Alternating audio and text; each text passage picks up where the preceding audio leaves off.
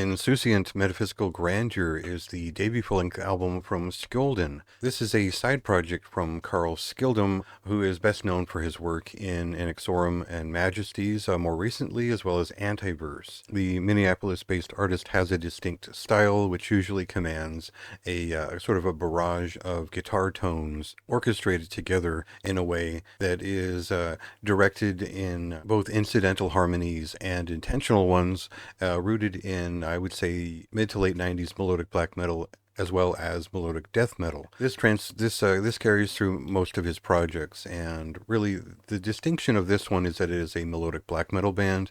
It is much more focused on that sound in general. It will sound a lot like his work in Inexorum and Majesties, leaning a little bit more towards Inexorum. The project here is basically his way. It was an outlet in between getting a lot of other stuff done and feeling that momentum and collecting a lot of those song ideas and riffs and putting them into an album that he's self-released. Basically, if you know the artist's signature and you enjoyed any of his previous releases where he'd kind of penned a lot of the riffs and rhythms, the melodies here are going to be extremely familiar, and you're probably going to show up with a lot of excitement because it's very catchy. So we'll cut to a clip here, and then I'll talk more about what makes this record special and why it definitely feels like a side project.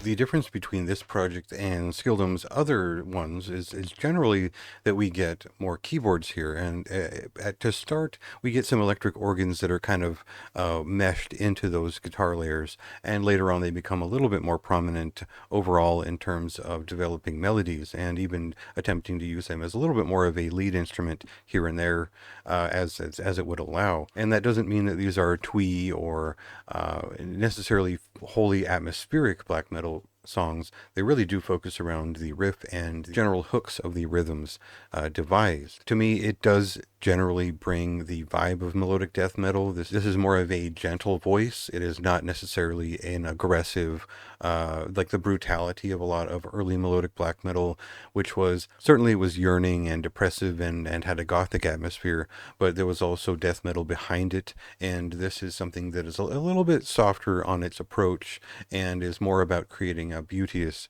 grandeur than anything else. And that's a big distinction if you're a fan of old school black metal and you're looking for something along those lines. This isn't really a retro record in any sense. This is an above average melodic black metal record in a fairly modern style, which has a very distinct voice.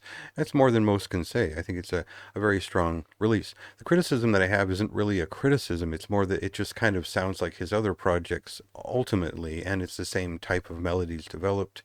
And so it does feel like we're getting kind of leftovers or just an additional bout of ideas that just needed to get out. And that's kind of the reality of it. It doesn't devalue it in any sense. And I felt like I had a strong connection with this material. It's very catchy. There's a good feeling returning to it every time, and that's a good sign for its lasting value in general. So that's a high recommendation for me. Check it out for yourself. It released on June 20th, and go ahead and read my written review for more of my thoughts in depth.